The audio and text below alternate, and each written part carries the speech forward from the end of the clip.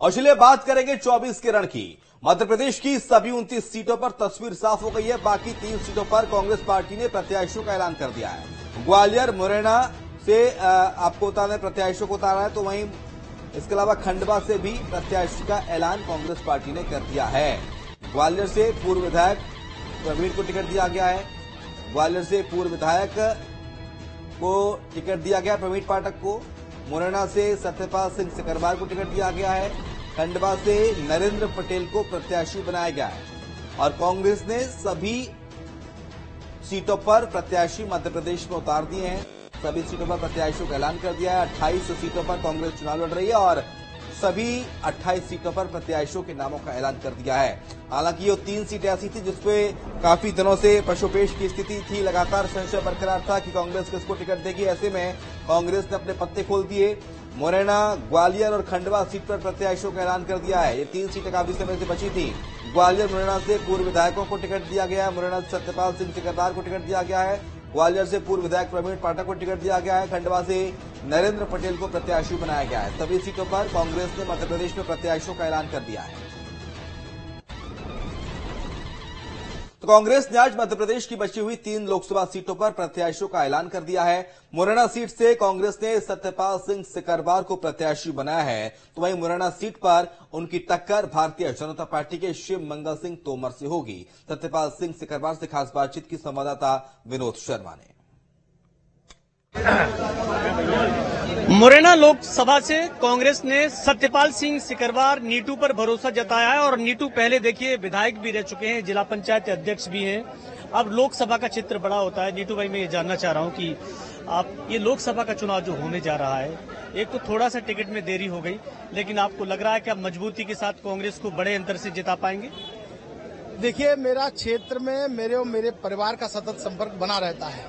पूरा मुरैना जिला मेरे परिवार के संपर्क में है। एक कार्यकर्ता, एक व्यक्ति पूरे परिवार के संपर्क में है। मेरे पिताजी की 45 और 40 साल की जो तपस्या है वो इस मुरैना जिले में रही है। और मैं ऐसा मानता हूं कि जनता जनार्दन जब चुनाव लड़ती है तो समय की कमी और धन की कमी कभी नहीं आने वाली है। मैं ये जानना चाह रहा हूँ सत्यपाल जी, आप जब विधायक थे उस समय भारतीय जनता पार्टी की सरकार हुआ करती थी। आज आप कांग्रेस में हैं, कांग्रेस के कैंडिडेट्स के रूप में हैं। कहीं आपको कोई चुनौती आपके सामने है? देखिए, कांग्रेस आरोप तो बहुत लगाती है कि बीजेपी बहुत ज्यादा दबाव बना रही है आजकल। देखिए, दबाव की राजनीति से मेरा परिवार कभी नहीं डरा है और मैं आपको विश्वास के साथ कह सकता हूं कि मेरे पिताजी ने अपनी राजनीतिक यात्रा समाजवादी आंदोलन से की।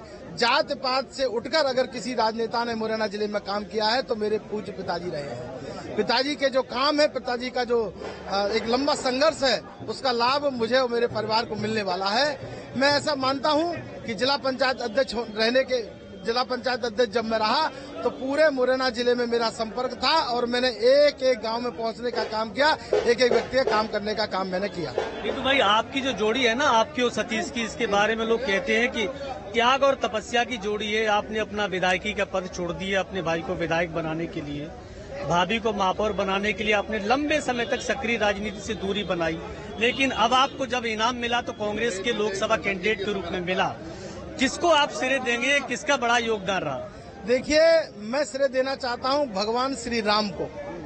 भारतीय जनता पार्टी श्री राम के नाम पर वोट जरूर मांगती है, लेकिन उसके पद चिन्हों पर चलने का काम नहीं करती है।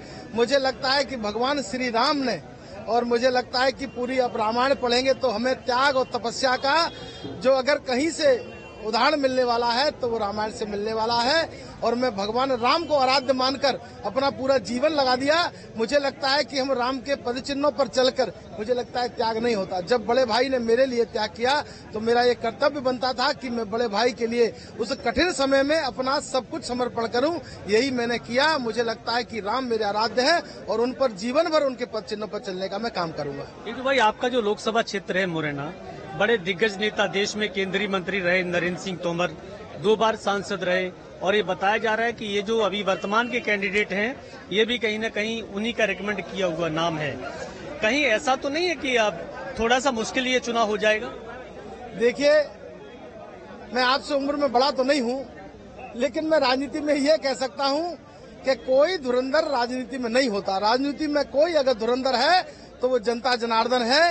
ये ग्वालियर में जब महापौर का चुनाव हुआ तो जनता ने दिखा दिया कि धुरंधर कोई हो नहीं सकता, धुरंधर केवल आम जनता है। और जनता ये तय कर लेगी कि हमें कांग्रेस पार्टी के प्रत्याशी के रूप में नीतू सिकरवार को जिताना है। मैं विश्वास के साथ कह सकता हूं कि सारे धुरंधर मुरैना में आ जाएं, उसके बाद भी कांग्रेस की झोली में वो सीट जाने वाली है। बिल्कुल, देखिए एक तरह से चुनौती है ये धुरंधर